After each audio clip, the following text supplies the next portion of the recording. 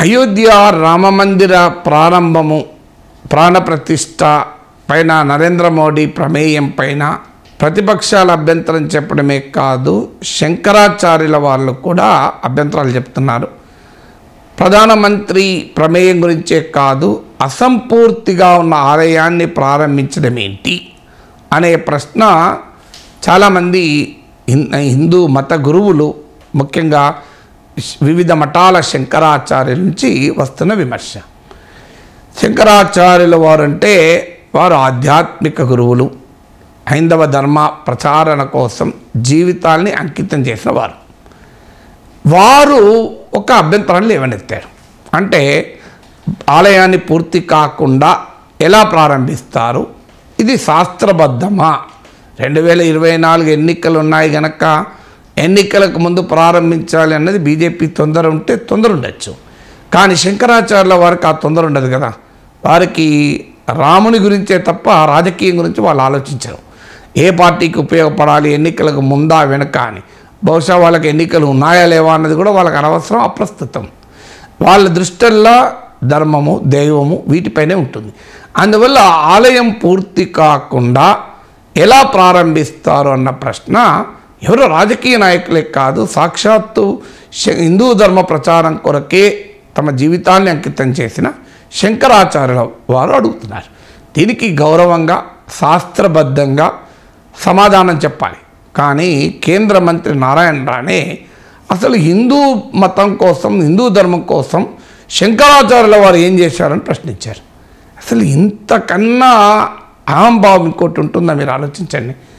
అయ్యా, వాళ్ళు ఒక ప్రశ్న వేశారు. వారు మత గురువులు, ధర్మం కోసం, హిందూ మతం కోసం పనిచేసేవారు. వారి పట్ల కనీసమైన గౌరవ మర్యాదలైనా ఉండాలి. వారు చెప్పింది, మీరు పెద్దలు పూజ్యులు, మీరు ఇలా చెప్పారు, కానీ ఇంకో ఈ శాస్త్రం ప్రకారం ఆలయం పూర్తి కాకపోయినా ప్రారంభించుకోవచ్చు, దయవుంచి మీరు మరోసారి పరిశీలించండి అని గౌరవంగా శంకరాచార్యుల వారి అభిప్రాయంతో విభేదిస్తూ వారికి సవినయంగా విన్నవించుకోవచ్చు. అలా కాకుండా శంకరాచార్యుల వారు ఏం చేశాడు హిందూ మతానికి, హిందూ ధర్మానికి అంటే నారాయణ రాణే చేశాడా, బీజేపీ చేసిందా? అందువల్ల ఆదిశంకరుడు పెట్టిన మఠాలకు నాయకత్వం వహిస్తున్న వారిని కూడా అలా తృణీయాప్రాయంగా, తృణీకరణ భావంతో ఆక్షేపిస్తే అది హిందువుల మనోభావాలకు దెబ్బ కాదా? అంటే ఇంతకన్నా రాజకీయం ఇంకోటి ఉంటుందా? మతం పట్ల గౌరవము, ధర్మం పట్ల గౌరవం ఉన్నవారు శంకరాచార్యుల వారిని అలా ప్రశ్నిస్తారా? మీరు ఒకసారి ఆలోచించండి. ఇక పూరి శంకరాచార్యులు కూడా ఆయన ప్రశ్నించారు. ఏమన్నాడు? రాజ్యాంగమై కూడా రాజకీయ నాయకులు మతపరమైన ఆధ్యాత్మిక కార్యక్రమాల్లో పాల్గొనకూడదు అని చెప్తుంది. రాజ్యాంగ రీత్యానే కాదు, ఆధ్యాత్మిక కార్యక్రమాల్లో రాజకీయ నాయకుల చేతుల మీదుగా ప్రారంభం కాకూడదు అని వారు చెప్పారు. అంటే వారు ఎవరైనా కానివ్వండి, ప్రధానమంత్రి అయినా కానివ్వండి, శంకరాచార్యులకు కూడా పరిమితుల హద్దులు ఉంటాయి, అలాగే ప్రధానమంత్రికైనా ఉంటాయి అని ఆ వారు తమ అభిప్రాయం వ్యక్తం చేశారు. అంటే మోడీని ప్రశ్నిస్తే ఎవరైనా దేశద్రోహులు, హిందూ ద్రోహులే. ఇప్పటిదాకా నన్ను హిందూ ద్రోహులు అంటే నేనేమి అనుకున్నాను, అయ్యో నన్ను అంటున్నారని. ఇప్పుడు శంకరాచార్యులు ఉన్న తర్వాత ఇక నాగేశ్వరుల లెక్కన శంకరాచార్యుల్ని హిందూ మతానికి మీరు ఏం చేశారని అడిగిన తర్వాత ఇక రేపో మాపో వాళ్ళని హిందూ ద్రోహులు, దేశద్రోహులు అని కూడా అంటారు. ఎక్కువ రోజులు ఏం లేదు. ఇక ఇప్పుడు అదే శంకరాచార్యుల వాళ్ళను రేపు రాబోయే కాలంలో హిందూ ద్రోహులు, ధర్మద్రోహులు అనే రోజులు ఎక్కువ లేదు. అంటే ఇప్పుడు అంటే ఈ స్థాయికి అధికారంలో ఉన్న, కేంద్రంలో మంత్రిగా ఉన్న వ్యక్తి మాట్లాడడం సమంజసమా? ఇది హిందూ మతాన్ని ప్రేమించేవారు, శంకరాచార్యుల్ని ఆచరించేవారు వారి ఉపదేశాలను అంగీకరిస్తారు? ఒకసారి చెప్పండి.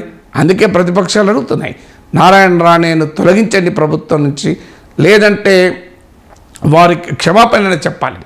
రామమందిర ప్రారంభం అనే ఒక పవిత్ర కార్యక్రమం జరుగుతున్న సమయంలో హిందూ మతస్థులకు పరమపూజ్యులైన శంకరాచార్యుల వారిపైన ఈ రకమైన ఆక్షేపణ చేయడం ఏ రకంగా సమంజసం?